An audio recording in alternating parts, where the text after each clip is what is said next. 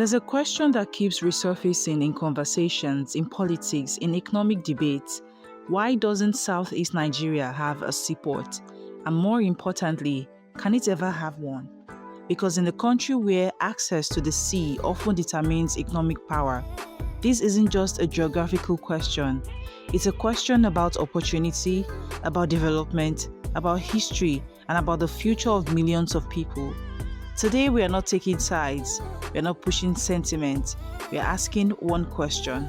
Is it even possible? To answer this question, we have to start with something simple. The map. Before, the Igbo land was a huge expanse of land, but politics introduced what is now called the Southeast region of Nigeria, which includes Anambra State, Imo State, Abia State, Enugu State, Ebonyi State. And here's the reality. None of these states sit directly on the Atlantic Ocean, and that matters more than most people think, because modern seaports, especially deep seaports, require direct ocean access, deep natural waters, stable coastal conditions. Without these, building a major port becomes not just difficult, but extremely expensive. But there is water in the southeast. The mighty Niger River cuts through the region, flowing past cities like Onitsha. At first glance, it seems like the perfect solution, so why not just build a port there? Because rivers are not oceans. The Niger River has fluctuating water levels, contains sediment that builds up over time, requires constant dredging to remain navigable. Large cargo ships, the kind that power global trade, need deep, stable waters, and the Niger River doesn't naturally provide that. There is already an attempt to solve this. The Onitsha River Port was designed to serve as a gateway for commerce, a way to bring goods closer to the southeast without relying entirely on coastal ports. On paper, it's a powerful idea, but in reality, it has struggled. Why? Because the port is not just about water. It needs functional rail systems, efficient road networks, consistent dredging, strong policy support. Without these, even the best located port becomes underutilized. Now let's shift focus.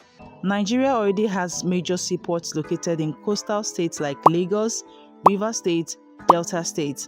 These regions sit directly on the Atlantic Ocean, which means ships can dock easily, cargo moves faster, infrastructure naturally develops around them. This is what economists call a natural advantage, and it's not unique in Nigeria. Across the world, coastal cities tend to dominate trade. At this point, the conversation often becomes emotional. Some argue that the Southeast has been deliberately excluded. Others say it's simply geography.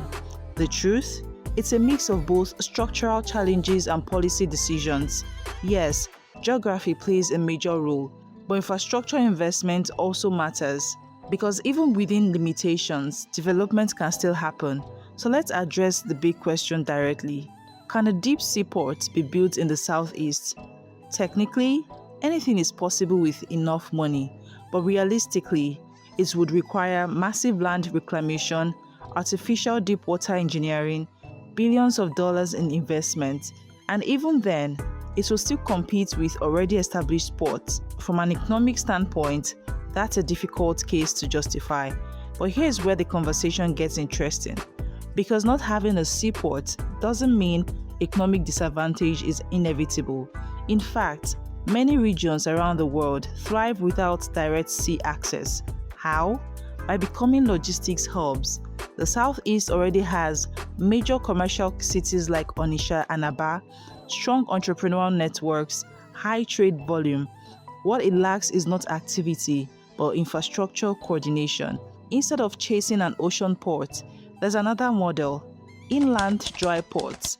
These function like seaports but are located inland. Goods arrive at coastal ports, then get transported to inland hubs for distribution.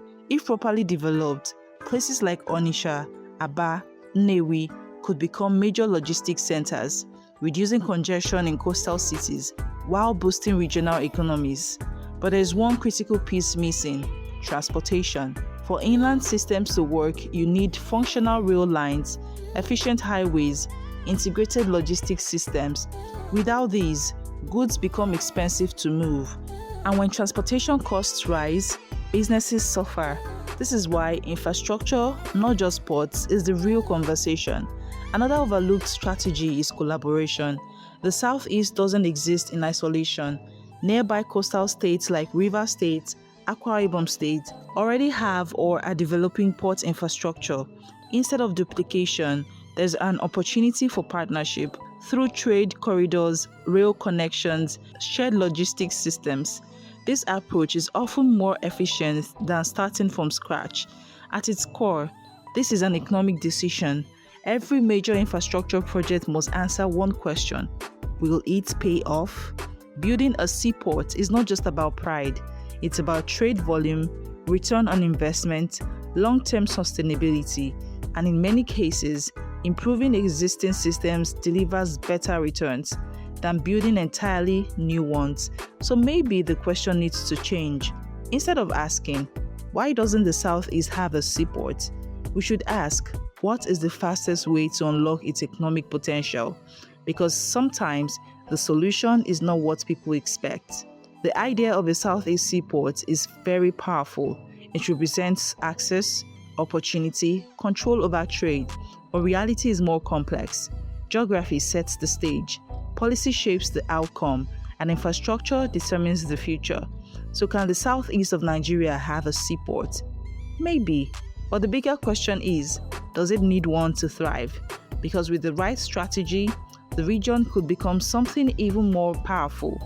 Not just a participant in trade, but a center of commerce. What do you think?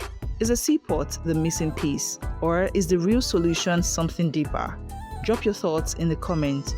And if you want more breakdowns just like this, clear, factual, and thought-provoking, subscribe, because sometimes the most important stories are the ones we haven't fully understand yet.